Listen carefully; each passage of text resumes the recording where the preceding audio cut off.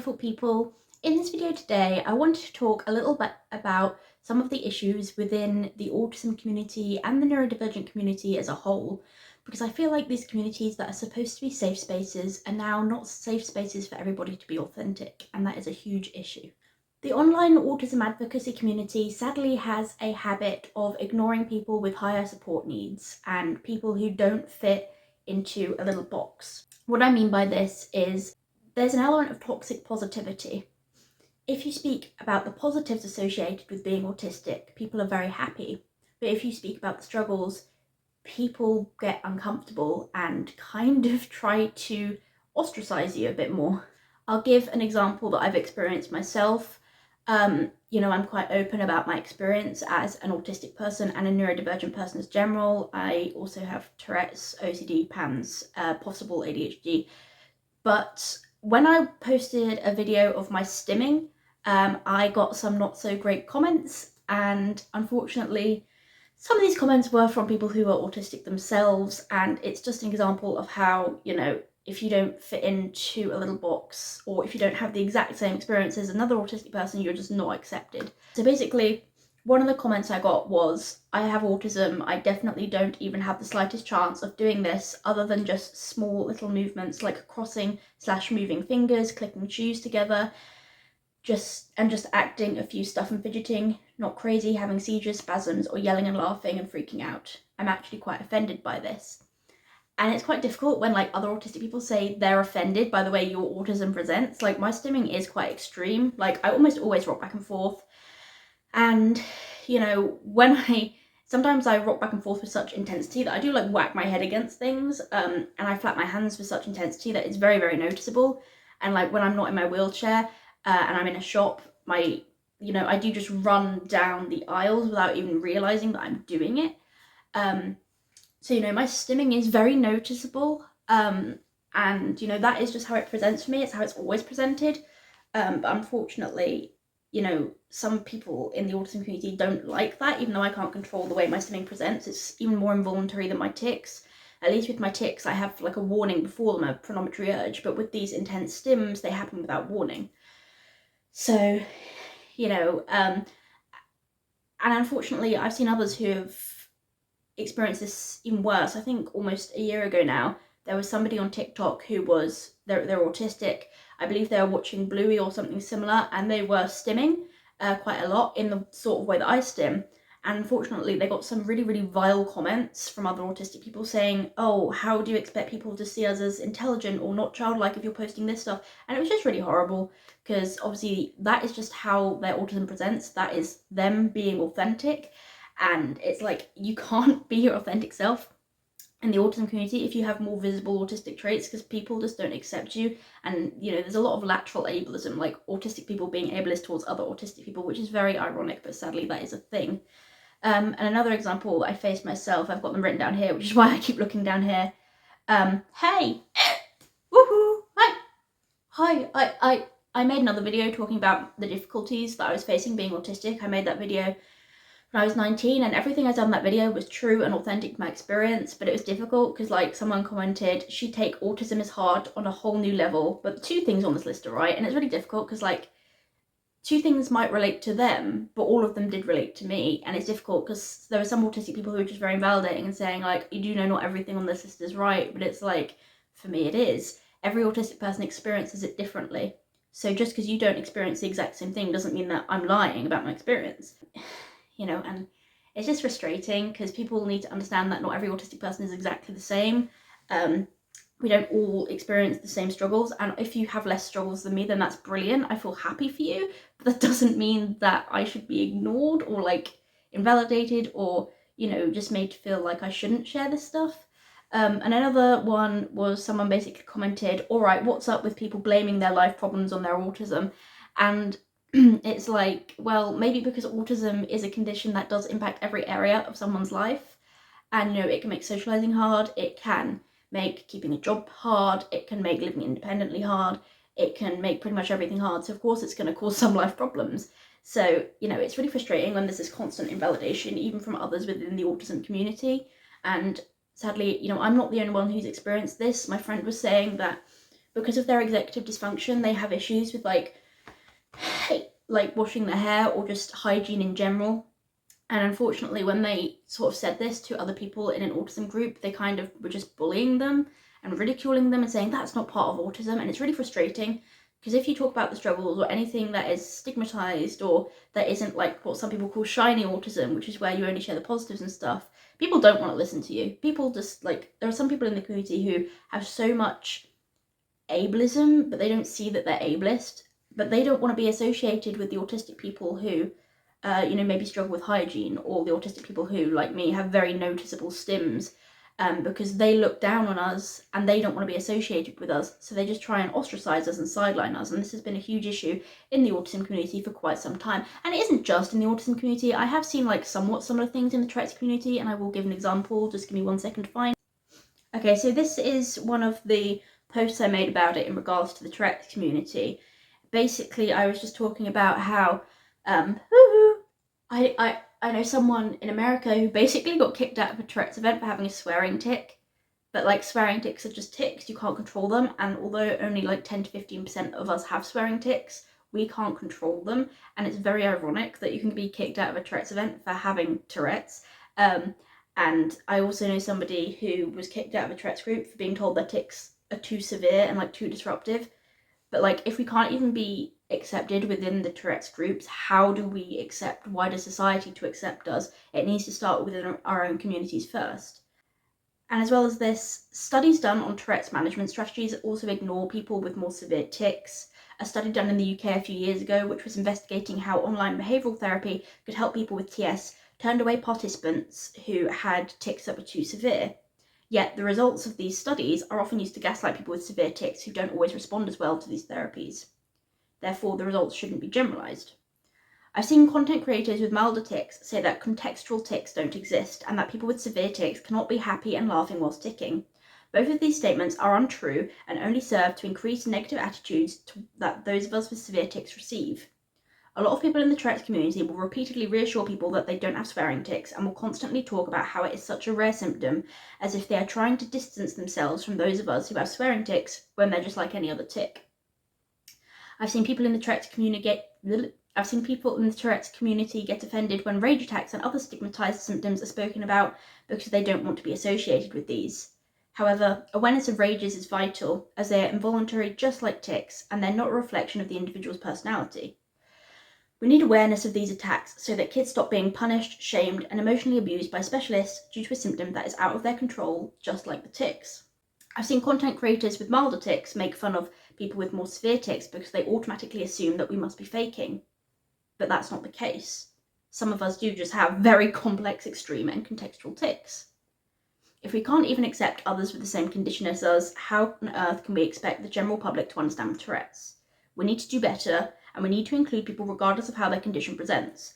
So it is also an issue in other communities, not just the autism community, but unfortunately I have seen it like more often in the autism community, and that's really, really, really frustrating. And there's actually a person who has high support needs, and they basically made a post kind of similar to what I'm saying, where they said that the autism community sometimes makes them feel worse than even neurotypicals, and sadly I do relate to that, because being berated and ostracized by the very community you thought would accept you is very hurtful. So yeah, this is a huge issue, and there's also like a lot of toxic positivity. As I said, there was someone who commented on my videos saying that they wish their autism could be cured. And honestly, I'm not offended by people who say this stuff, because they're clearly just people who are struggling and need support. But unfortunately, someone just replied to them, making out that they were evil for saying that. And they were saying that you must always focus on the positives, otherwise you're like pushing the neurodiversity movement backwards. And that's just a horrible thing to say to someone who's clearly struggling. Like, they need support, not judgment. And hi, also saying that speaking about our difficulties is sending the neurodiversity movement backwards is quite a dangerous precedent to set, because we should be allowed to speak about our struggles and be authentic to our experiences without people like assuming that we're horrible people or that we're trying to like move the neurodiversity movement backwards. That is simply toxic positivity at its finest. autistic people do struggle. Like, if you don't, that's brilliant, but a lot of us do, and that's why we got a diagnosis in the first place. So to act like we can't ever speak about the struggles is just incredibly problematic and gives people kind of a skewed view of what autism is. That's what makes people think that autism is just like a quirk or personality trait, and why when we tell people we're autistic, they don't take us seriously. We need people to talk about the struggles so that people actually take us seriously and know that it's not just like a quirky personality, and that it is actually a lot more than that. It does impact many different areas of our life. Another huge issue is the people who say that autism is not a disability. And it's just giving internalized ableism vibes, because there is nothing wrong with saying autism is a disability, because by definition it is, and a disability isn't a bad thing. My Tourette's is a disability, my POTS is a disability, my autism is a disability. I'm having an ADHD assessment soon. If that comes back as me having ADHD, then that would be a disability. Disability isn't a negative term, it's just overly stigmatized, but you know, autism, just like Tourette's and other neurodivergent conditions, by definition is a disability, and there should not be any shame in that. It's fine if you don't see autism as a disability, but you know, for some of us it is genuinely disabling. It does impact our lives quite a lot. Therefore we find that saying we're disabled is the most validating term to explain what we experience. And just like saying, oh, it's not a disability, as if disability is a terrible thing, it's just, I think people just do it because they have internalized ableism and they're autistic themselves, and they don't want to accept that they might be disabled because for some reason they've been taught that disability is some sort of terrible thing, when in fact it's literally just a fact. Me saying I'm disabled is no different from me saying I have brown hair or I wear glasses. It's simply a fact. And it's so frustrating that some people will do everything they can to move away from that and say it's not a disability, but really, you know, by definition it is, and there's nothing wrong with that. Sadly, I feel like the social model of disability does play a role in this. Now, the social model of disability is a brilliant thing because it shows that we are not broken, and that we are not the problem, and that society does need to do better to accommodate us and accept us. However, some people will say that autism is not inherently a disability and it is only a disability because of society, and I personally disagree with this, because although societal accommodations and acceptance do help dramatically, they don't solve everything. I won't magically not struggle or not be autistic in a perfect society. There are always these internal factors that sadly nothing can fully change. For example, the rigid thinking that I experience as part of my autism can be quite problematic. My mind can sort of obsess over something, and it's not part of my OCD, because OCD is specifically like intrusive thoughts related to anxiety. This is more so if something bothers me, like something that I deem as an injustice, I'm constantly going over it in my head, and my body is constantly like in fight or flight, and I cannot get out of it no matter how hard I try, because my autistic brain is so focused on one thing, it does not stop. And that can be a problem in itself. And unfortunately, no amount of like accommodations can stop that. So being autistic in itself can be difficult just because of the way our mind works. And that isn't to say that autism is a tragedy, because some people, when you talk about your difficulties, some people automatically say, oh, you're making out that autism is a tragedy, but it's not that. It's just acknowledging that, yes, certain parts about being autistic can be difficult, and, you know, although accommodations can help, they won't magically make us neurotypical, or they won't stop us from struggling completely. And it's frustrating that people don't see this, and you're actually attacked if you say that your autism is inherently disabling, because some people see it as some sort of terrible thing that's against social justice. But surely ignoring people who are saying that they struggle even with the accommodations, there's no justice in that. There's no justice in invalidating people so much and saying that their experiences aren't real, or making out that they're lying, or that they aren't welcome in the community just because they have some internalized struggles that can't always go away with accommodations and acceptance. Being autistic in itself can be difficult, and we cannot deny that, because if we deny that, then again people start seeing autism as like just a quirky personality, when it is so much more than that. This is another thing that I wrote a couple of months ago about this topic. And this one isn't just about autism, this is about my neurodivergent conditions in general. But it basically just says, despite accommodations and acceptance being important, they will not eliminate every struggle I experience as a neurodivergent person. My conditions, autism, OCD, and Tourette's, are inherently disabling, so despite the fact that accommodations and acceptance can help, they will not eliminate every struggle. Some people say neurodivergent conditions don't cause suffering, lack of acceptance and accommodations do, which has some truth to it, as some of the suffering is caused by a lack of acceptance and accommodations, but not necessarily all of it. Sadly, accommodations and acceptance won't solve meltdowns that are caused by biological factors, which I will get into soon, pain and injury from tics, sleep issues due to neurological factors, severe anxiety caused by biological factors such as nutrient deficiencies or chemical imbalances. I say nutrient deficiencies because if you don't have the right level of certain nutrients, your body can't produce certain neurotransmitters, and that can present as anxiety or depression or even psychosis in severe cases. B12 deficiency is very strongly linked to psychiatric presentations, unfortunately. And because autism can often co-occur with metabolic conditions that affect nutrient absorption or nutrient use, that can predispose some autistic people to psychiatric symptoms with a metabolic cause. But as well as that, because a lot of autistic people struggle with eating disorders, such as avoidant restrictive food intake disorder, this can lead to nutrient deficiencies, which affect neurotransmitter levels and then create a lot more anxiety, which just fuels a cycle then. But anyway, accommodations and acceptance also won't solve intolerable pronometry sensations that come before tics, because with Tourette's, before we tic, we often have a really horrible sensation. And that sensation is worse than the tics themselves, for me anyway. Hours of time-consuming rituals sadly cannot always be stopped with accommodations or acceptance. Sensory processing issues that cause even the feeling of one's own skin on their body to be intolerable or cause light sensitivity even with sunglasses.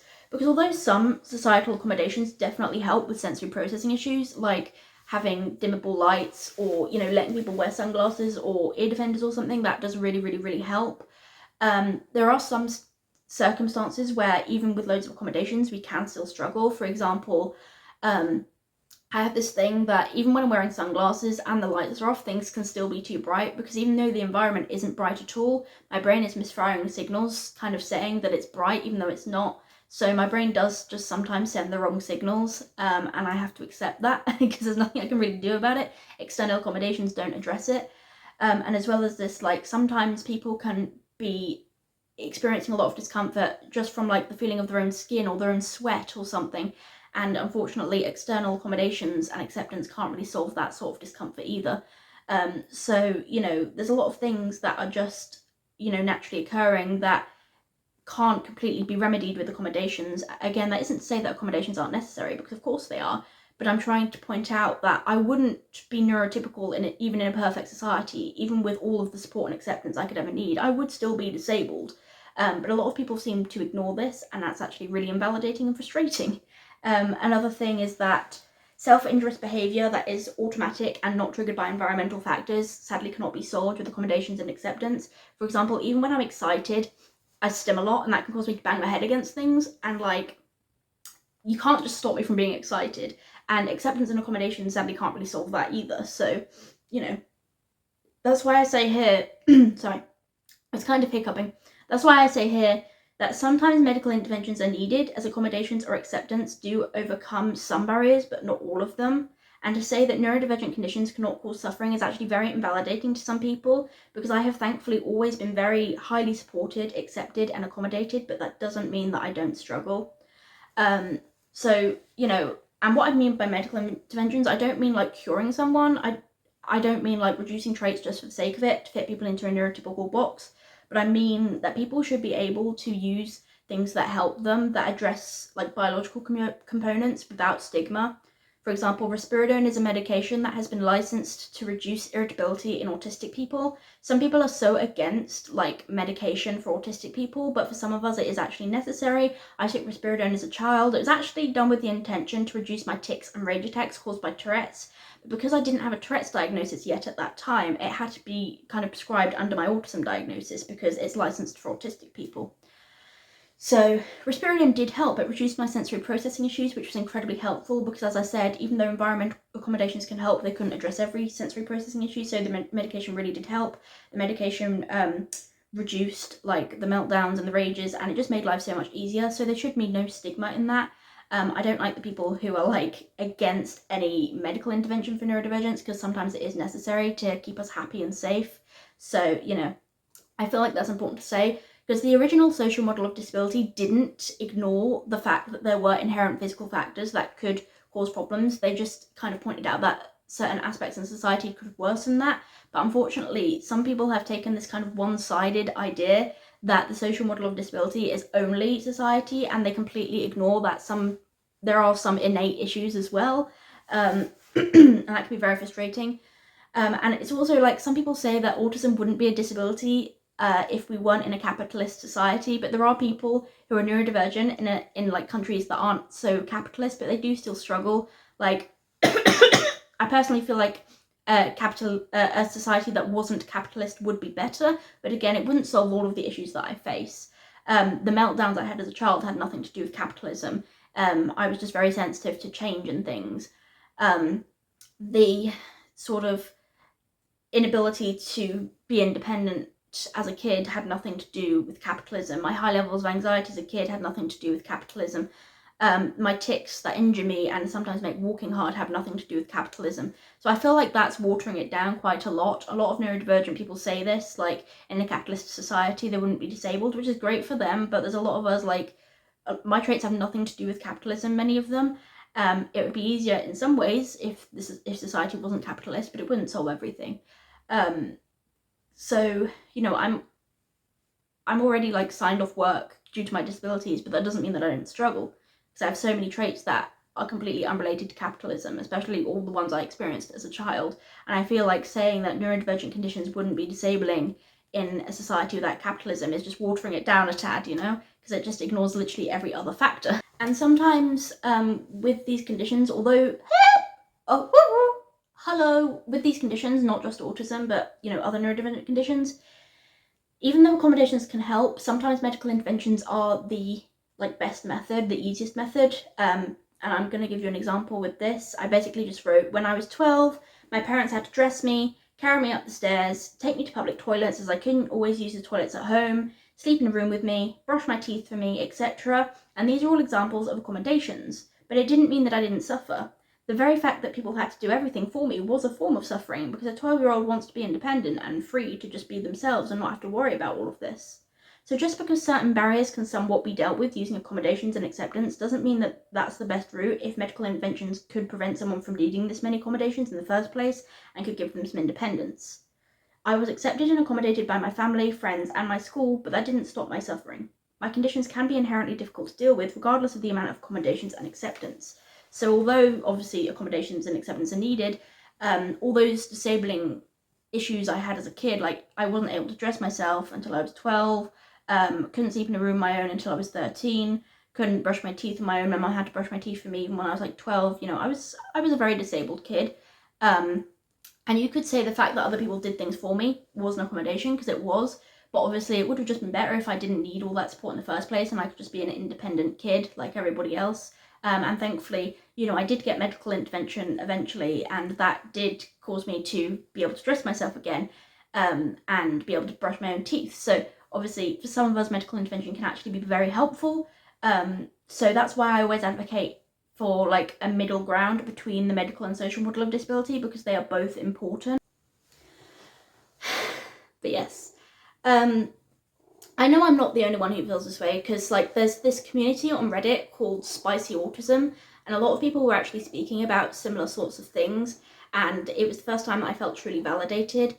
And I'm actually wanting to like read you some things from that I found, because some people actually have some really important insights there. Spicy Autism is basically a Reddit group for people with level 2 to level 3 autism, so people with like slightly higher support needs.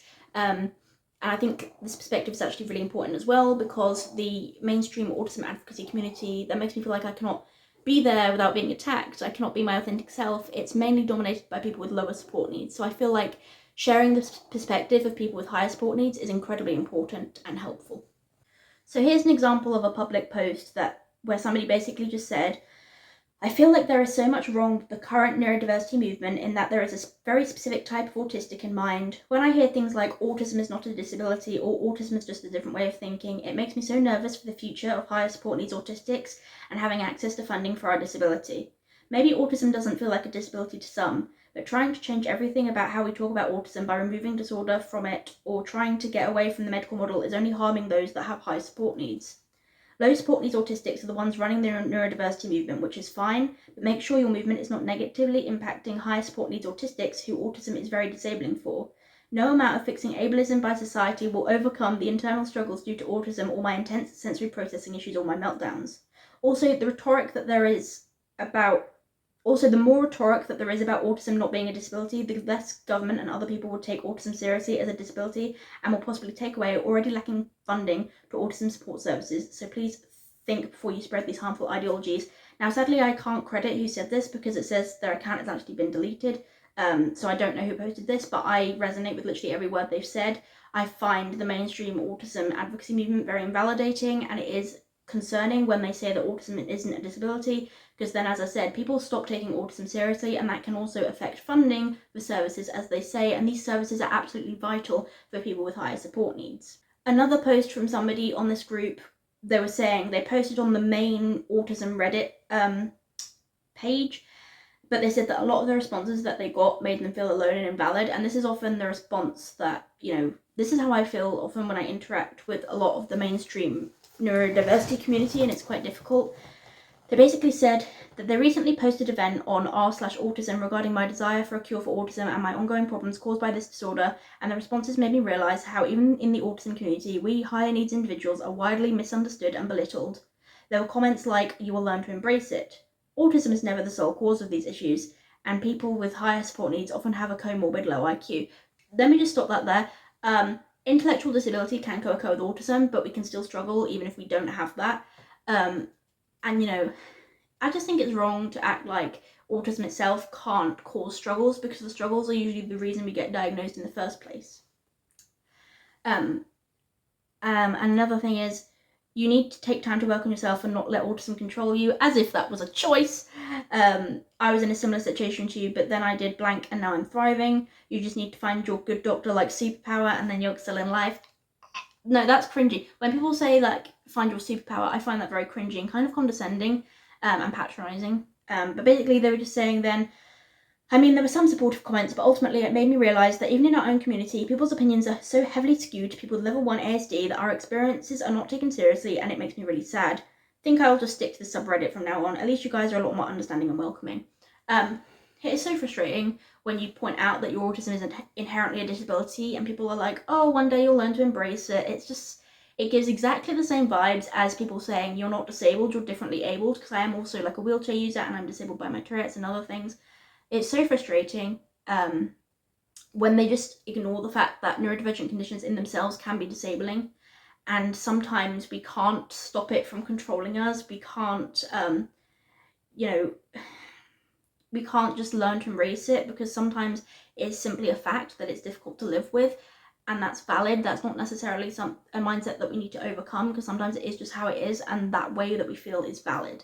And then in the comment section, it's quite interesting too, because there's basically someone saying there are also a lot of people on the sub that believe autism is inherently disabling, which makes it even worse.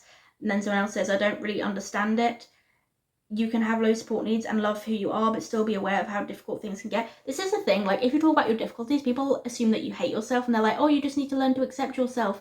And I'm like, that has nothing to do with it. I accept myself. I've been a disability advocate for very close to 10 years now. I started when I was 12 years old, I'm now 22. So obviously I do accept myself, but that doesn't mean that I don't struggle. So when people say, like, if you accept yourself, your struggles will go away, like, no, it won't magically stop me from being autistic. I'll still have rigid thinking no matter how much I accept it. So it's very frustrating. And then they continue to say there's nothing wrong with it. I can mostly support myself with lots of extra work and time, but I can't not acknowledge how much extra effort I have to put into my life just to live and not fall ill from exhaustion. I don't know. I truly don't understand the way of thinking. This one is an amazing one, which I also made a post on, and I will read that after. But basically, this says, one thing that I have beef with is... Sorry, I need to start again. One thing that I have beef with the actually autistic community is their contempt towards parents and caregivers. Caregivers and parents play an important role for people on the autism spectrum, especially those who cannot advocate for themselves online. To tell parents that they know their autistic loved one better than them because they share the same label is wrong. Not everyone has the low support needs experience. Even in my own life, my mum has to help me advocate for me in certain situations as someone with medium support needs. If we alienate parents and caregivers, they won't want to be our allies and help us get our voices heard. I also have experience working with students with high support needs in a self-contained classroom, so I have first-hand experience of the importance of caregivers to serve as their voice, or otherwise their experiences goes unheard. Edit, I want to add a disclaimer that there is a history of a subset of autism parents who invalidated the experience of lower support needs autistic self-advocates as not having real autism like their child. Also, as was pointed in the comments, I want to acknowledge that not everyone comes from a family that is supportive and in some cases abused or was ableist towards them, especially assigned female at birth and people of colour individuals. So this is important because obviously it doesn't invalidate the fact that not all autism parents are great. Obviously some people sadly do face this sort of invalidation and abuse from their own families. However, I am quite passionate actually about including parents, as long as they're obviously not the horrible ones, because, if we exclude parents, then we're also excluding people with higher support needs, because the people with the higher support needs, unfortunately, they can't really advocate for themselves online. They might not be able to use a phone, they might not be able to type or write, they might not be able to verbally express what they're going through, so their parents kind of are the ones to advocate on their behalf because, you know, they're not able to do it themselves. And it's really, really upsetting to me actually, because, you know, some of these people with higher support needs, the parents speak about how their child has really bad meltdowns where they accidentally break their own bones, detach their own retinas. You know, they show how bad meltdowns and things can really get, and this type of awareness is needed so that people take these people seriously, so people understand why funding for autism services is so vital, and so that people understand, you know, why it's wrong to make out that autism is simply a personality trait or a quirk, because for some people it does cause a lot of struggles. But unfortunately, I've seen a lot of people with like lower support needs be very invalidating and kind of ridicule these parents and say, oh, these parents always make out that their kid's life is filled with misery, blah, blah, blah, blah. They kind of make out that the parents are lying when they're actually not, because for their child it might be difficult 24/7, because as I said, every autistic person is affected very differently. If you only feel like your autism causes like no struggles, then that's great. If it's like 90% positive and 10% difficulties for you, that's great. But for some people, it might be like 90% difficulties and only 10% positive, and that is valid too. And those people do deserve attention and recognition as well. So I don't like the fact that parents who advocate on behalf of their higher support needs kids are invalidated or ridiculed, or, you know, I don't like it when some people kind of just take the piss out of them in a sense and make out that they are just making out that their child's life is a misery, because they're just being honest about the struggles that their child faces, and they deserve to be heard as well. And it's so frustrating that instead of learning from these people and like learning how to support people with higher support needs and understanding that actually these meltdowns and other traits can be problematic, they just choose to ridicule them. It's really frustrating. So on this topic, I made a post titled "How Ignoring Parents Harms Neurodivergent Advocacy." And I said that countless times I have heard other neurodivergent people say that neurotypical parents of neurodivergent kids aren't part of the neurodivergent community, and I personally feel this is incredibly harmful for a variety of reasons. Parents need to be included in the neurodivergent community so they can learn how to support their children best. If parents are constantly treated like they're unwelcome, they aren't going to be feeling comfortable enough to ask questions about how their child might be feeling or how best to help their child. For many people with higher support needs, their parents are their advocates. People with higher support needs may not be able to write, type, or verbally express the difficulties they have, so their parents have to advocate on their behalf. By ignoring parents, you are also ignoring people with higher support needs. Up until the age of 12, my parents did absolutely everything for me. They dressed me, brushed my teeth for me, carried me upstairs when I wasn't able to walk up them myself, comforted me, slept in my room with me at night, and drove me to public toilets when I couldn't use the toilets in our own home. Now that wasn't just autism for me, that was also my other conditions, mainly PANS and Tourette's with Tourette's OCD, but obviously my autism does contribute to struggles as well. Supportive parents are our advocates. Without them, those of us with more complex needs cannot live or get what we need in order to succeed. They are just as much as part of the community as I am, because these conditions not only consumed years of my life, but my parents' lives as well. I do not blame myself, as I know it isn't my fault, but I do know that my parents deserve all the support and recognition that they can get, as everything they did for me was truly phenomenal. They had close to no free time for themselves, and they were mourning for their only child who had changed, yet they still did everything they could to help me. They went through so much trauma, witnessing my struggles and being failed by doctors, and if they chose to see themselves as part of the neurodivergent community and publicly call themselves a PANS parent, autism parent, or Tourette's parent, then I would be supportive of it, because it's part of their identity too, seeing as they had to provide me with intensive care almost 24 hours a day for many years, leaving them unable to partake in any of their own hobbies, interests, or passions. Many neurodivergent conditions impact not only the individual, but the entire family. And a lot of people with lower support needs seem to ignore this and treat parents like they are evil when they speak about the difficulties their family faces. We cannot gain a true understanding of neurodivergence unless we also listen to the parents who are carers of people with higher support needs or more intense presentations who often don't get heard. These parents aren't usually complaining about their child like some people think, nor do they hate their child. They are just being honest about what it is like for their child with higher support needs, who is often left out of conversations on neurodivergence. They are raising much needed awareness so that people see these things as conditions and not just a quirk. When parents speak about caregiver burnout, which is a normal and natural reaction to caring for someone with complex needs, they are often attacked and berated by some people in the neurodivergent community, sadly often the autism community, when what they really need is understanding and support. Parents are left without much support from social or medical services, meaning they're left to struggle to meet their child's needs by themselves. Raising a child with complex needs is not the same as raising a neurotypical able-bodied child. When parents speak about their burnout, they're not complaining about their child. They're just showing how hard it can be to deal with these conditions. The same as both myself and some of my family members are traumatised by my years of severe disability. It isn't something that purely just affects the individual, and we need recognition of that. So that's basically why I'm very supportive of the parents, because we need parents to be advocates for people with high support needs, and parents need to be included in these communities so that they feel able to ask questions and learn about what their child may be experiencing and get good advice from people who are actually autistic or neurodivergent themselves. And it's just incredibly frustrating because, when these parents talk about burnout, because that deserves awareness as well, they are kind of ridiculed and berated and seen as bad parents when it's not their fault that they've experienced burnout. Anyone would. If they are caring for somebody with complex needs and haven't got the social support, that isn't the parent's fault. It's quite understandable, actually. Burnout is a very natural response to being in this situation where you're caring for someone and you don't have any respite. This is why respite care is so vital for some people. I also just want to add on that, a lot of parents do celebrate their autistic kids, and that's brilliant. But at the same time, the parents who don't feel like they can celebrate it aren't inherently bad parents. They may just be sad seeing their child struggle. Because as I said, some people do have meltdowns so severe that they detach their own retinas or break bones. These people aren't often spoken about in the mainstream neurodivergent community, but they do exist. They may be upset because their child has had a near-death experience from eloping and almost drowning. Sadly, autistic children are more likely to die by drowning than their neurotypical counterparts due to a fascination with water.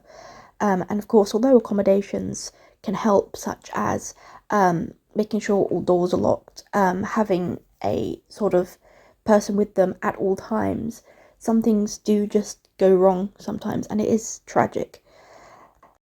And some parents have seen their autistic child struggle with things like self-harm and suicidal ideation, because unfortunately mental health problems are quite common in the autism community. So I think it's completely valid if a parent doesn't always feel like they can celebrate their child's autism, because they're probably just scared and sad because they've seen their child struggle so much. But when these parents speak about this, they're inherently kind of seen as evil by a lot of the autism community, and they're told that they hate their child when it couldn't be further from the truth. They're just concerned for their child because they've seen their child struggle so much.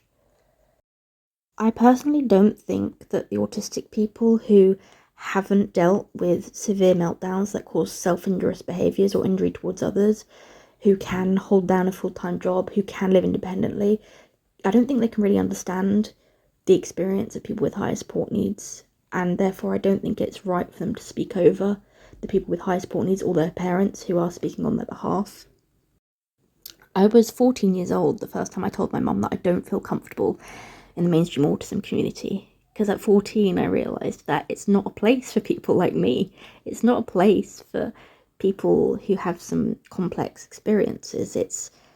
There's a huge focus on, shiny autism that presents mostly positively. It's difficult though, because it goes both ways. Like when I was focusing mainly on the positives of my autism and saying it was a gift, because there was a time in my life where it was mainly a gift, where I was lucky and I wasn't struggling so much. There was a parent who got really angry at me saying, "You can't say autism is a gift, my kid's in diapers and stuff," which is ironic because I also have used adult diapers, and I couldn't dress myself until I was 12, and stuff. That wasn't due to my autism though, that's due to PANS and Tourette's. But I just do still have the experience of what it's like to be very much disabled by conditions. So parents can be invalidating as well in a different way. And I was never saying that autism is a gift for everybody, because it's definitely not. Some people do struggle more, and right now I would be kind of offended if people said autism is a gift for everyone. I also think that if someone feels like their autism is a gift to them, then that's great, that's brilliant. It's all just about accepting different experiences. Like, some people will see their autism as a gift, and that's great. Some people will be frustrated at their autism and upset, which again is valid. It's all valid, and our experiences can change over time as well. That, the fact that all of our experiences are different, that's why it's called a spectrum. But it is kind of frustrating as well, because there are times when I have spoken about things that impact me as an autistic person, and other autistic people have got offended because it's not something they experience. For example, a couple of years ago, my TikTok account was taken down because a group of autistic people basically mass reported it because they were offended by me saying that PANS and Lyme exacerbate my autism traits, but that's technically true, because my experience as a chronically ill person can't actually be separated as from my experience as an autistic person, because they're both things that impact me. The fatigue caused by my Lyme disease made it harder to mask, which meant my autism traits were more pronounced, and I also struggled more with emotional regulation. My Lyme also caused issues with blood sugar dips, and blood sugar dips, when your blood sugar goes low, it causes irritability for everyone. That's a very common symptom. But if you're autistic, that irritability can come out as a meltdown, and that's what happened for me. I had meltdowns where I'd bang my head against walls as an adult, roll around on the floor crying as an adult, and that was an autism trait that was exacerbated by this low blood sugar, because my brain couldn't process the fact that my blood sugar was so low. I wasn't getting enough glucose to the brain, and it was presenting in a way that was more so looking like an autism trait than how it would present for a neurotypical, which is just a bit of irritability, probably not as extreme. My PANS exacerbate my autism, because PANS is a neuroimmune condition that causes inflammation in the brain, and the inflammation in the brain can cause sensory processing issues, and that added to the sensory processing issues that were already pre-existing because of my autism. PANS can also cause brain fog, and with brain fog, it's I don't have energy, I can't think clearly, and I actually struggle more with communication when I can't think clearly, so it exacerbated those pre-existing autism traits.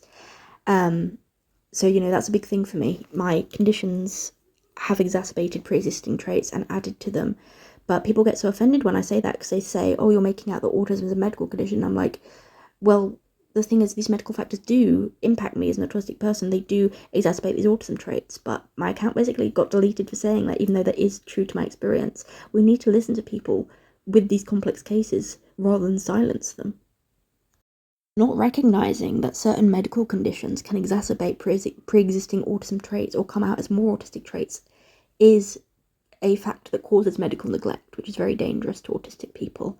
There's a lot of autistic people who cannot verbally express their pain or discomfort, so it does come out as more meltdowns, more stimming. So you have to acknowledge that if there is an increase in autism traits, you do have to look into a potential medical cause, because if not, that is a form of medical neglect. But people with lower support needs who don't experience this often get angry, and they're like, oh, you're making out autism as a horrible medical thing. It's no, but you do need to look into medical causes if certain traits do suddenly get more extreme, because there's a reason for that. It's simply about keeping people safe and knowing the signs. Certain conditions can exacerbate autism traits. That doesn't mean autism is a tragedy, it doesn't mean autism is a terrible disease, but it does mean that to prevent medical neglect towards autistic people, you do need to be aware that conditions may present in a different way for autistic people. When I was in my autism assessment, when I was 12 years old, they had to rule out something called tuberous sclerosis, which is a condition that causes autism traits in around half of cases, I think. And it's basically where tumours grow in the brain and throughout the body. And for a person with tuberous sclerosis, the autism traits can decrease after a tumour is removed from the brain. And I did a post about this, because that assessment was part of my experience. And it's really important to be aware of syndromic autism, which is where autism is actually associated with a wider chromosomal condition, such as Fragile X syndrome, rare microduplication syndromes, rare microdeletion syndromes, tuberous sclerosis, that kind of thing. It's really, really important to be aware of this, because geneticists will sometimes look at your autism diagnosis and see that that is relevant to your clinical picture, so that they know what conditions to assess for. And this can be vital because a lot of autistic people have co-occurring things like epilepsy and heart problems, which can be the result of a wider chromosomal or genetic, condition. So the awareness of, the way autism can be associated with wider conditions is absolutely vital. But I remember when I posted this, someone was like really offended, and they messaged me saying, I'm going to unfollow you because you're making out autism as a terrible disease. And it's like, why do people really want to ignore the medical factors that we can't ignore? Because if we ignore them, it's putting autistic people in danger. We need to be aware that autism is associated with these other things to keep people safe and get them the right diagnosis that explains not only their autism but their other things like seizures if they have them, heart problems, for example. But it is important to have a diagnosis of that if it's present, so that a person can be monitored, so that they don't have dangerous seizures or something. Anyway, that is basically my almost 50-minute long rant about my frustration around how the mainstream autism community can be very invalidating, ignore people with higher support needs, ignore people with more complex cases. And it's like, unless you fit into this little box of having shiny autism that isn't exacerbated by medical factors, that isn't associated with things like self-injurious meltdowns, where you can advocate for yourself, like, unless you're like that, you're not accepted. It's really frustrating.